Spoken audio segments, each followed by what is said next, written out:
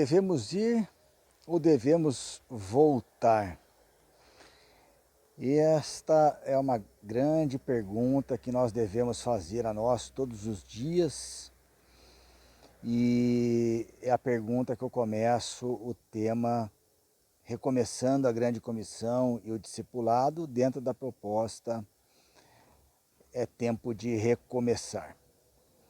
Vamos lá em Mateus 28, o último capítulo, os 3 últimos versículos, a partir do versículo 18 de Mateus 28. Chegando-se Jesus, falou-lhes, dizendo: É-me dado todo o poder no céu e na terra.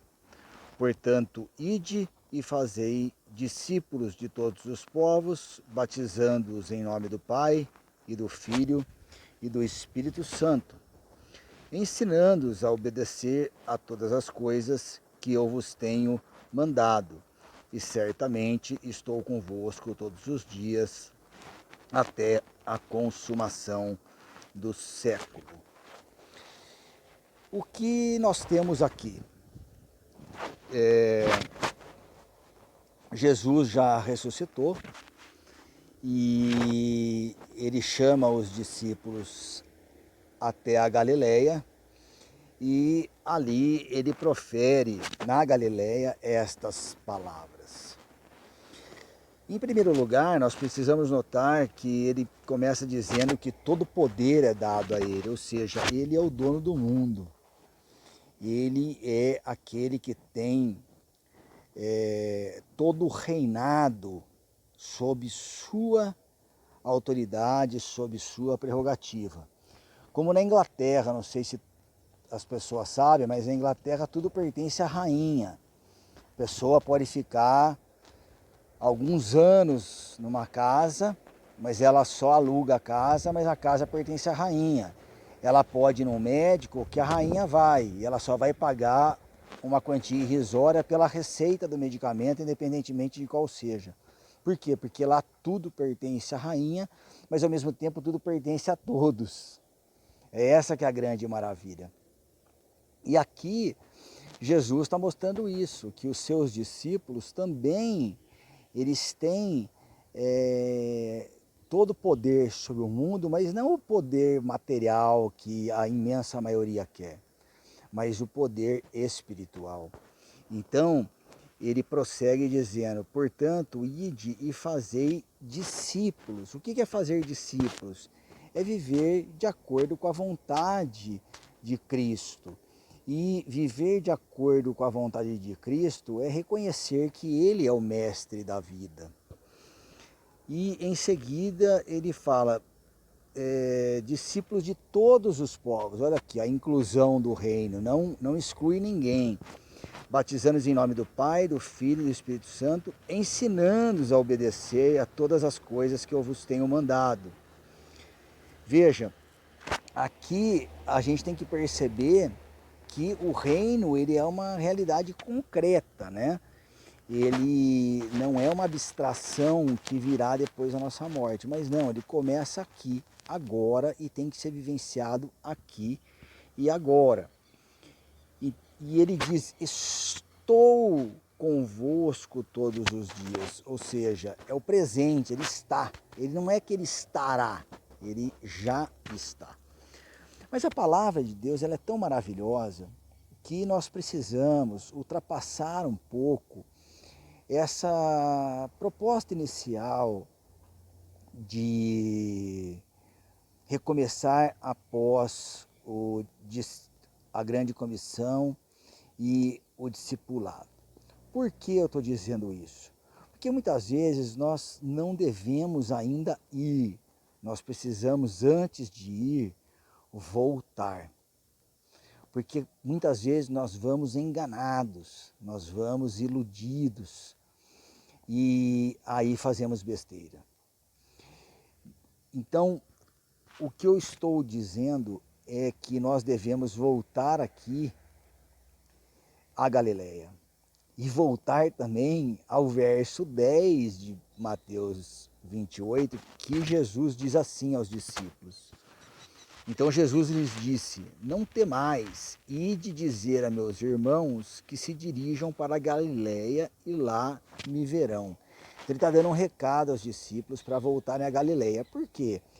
Porque lá em Mateus 4,18 nós vamos ver que Jesus chama os primeiros discípulos na Galiléia. Ou seja, na Galiléia foi onde tudo começou. E a Galiléia, ela tem um aspecto importante, porque ela se contrapõe a Jerusalém. Ela é tão malquista, tão mal vista, que os fariseus chegam a perguntar para Jesus: ah, você vem da Galiléia, mas da Galiléia não pode vir nenhum profeta, querendo negar a messianidade de Jesus Cristo. Mas o que acontece é que a Galiléia, ela vem de galhos, galhos no sentido de gentios. Ali ela misturava várias pessoas, vários gentios que queriam resgatar e ter a sua identidade verdadeira. Já em Jerusalém, nós temos o contrário. Nós temos pessoas com identidades falsas, os hipócritas, os fariseus, os mestres da lei. E na Galileia, é interessante porque ela fica num vale e bem abaixo, bem no fundo, né? Mas ali haviam muitos possessos e Jesus curava esses possessos. Por quê? Porque havia uma batalha espiritual, havia uma discussão ali, um debate, né? Entre o reino de Deus trazido por Jesus e o reino das trevas que habitava a terra, tanto a Galiléia quanto Jerusalém. No entanto, em Jerusalém nós não vamos ver ninguém possesso, nós vamos ver pessoas apenas querendo matar umas às outras. Por que isso? Porque em Jerusalém Satanás tinha domínio total, não tinha confronto com o reino de Deus, não tinha debate. Todo mundo ali em Jerusalém tinha certeza, convicção falsa de que o que ensinava, de que vivia, estava de acordo com o reino de Deus. Por isso que nós vamos entender o motivo que quando Jesus chega a Jerusalém, definitivamente, no primeiro momento ele é recebido como Messias, mas logo depois, muitos daqueles que receberam como Messias gritam: crucifica, crucifica, crucifica. Por quê? Porque ele trouxe o grande debate para Jerusalém. E isso incomodou a todos. O reino de Deus começou a lutar contra o reino das trevas. E aí o reino das trevas, acreditando que fosse vencer o reino de Deus, fez de tudo para que Jesus fosse à cruz. E Jesus consuma o plano de Deus e consuma o reino de Deus. É maravilhoso demais para não ser verdade. E eu falo tudo isso porque vivemos um tempo de pandemia. Logo, estaremos de volta à igreja. Repassem esse vídeo. Eu estou aqui em cima de uma goiabeira. Natanael estava debaixo de uma figueira e Jesus o chamou. E eu estou aqui filmando em cima de uma goiabeira, até para deixar com um aspecto mais agradável. Mas repassem esse vídeo para que as pessoas, quando acabar a pandemia, para que elas voltem às igrejas. Voltem às igrejas para que nós possamos debater. A igreja, a escola bíblica dominical, o próprio culto, é o local onde nós podemos debater a palavra de Deus, onde nós podemos impor a nossa marcha rumo ao reino de Deus e contra o reino de Satanás. Que Deus os abençoe a todos e nos faça uma grande comissão e os discípulos, para que nós possamos fazer muitos outros filhos e filhas de Deus como já somos. Tchau.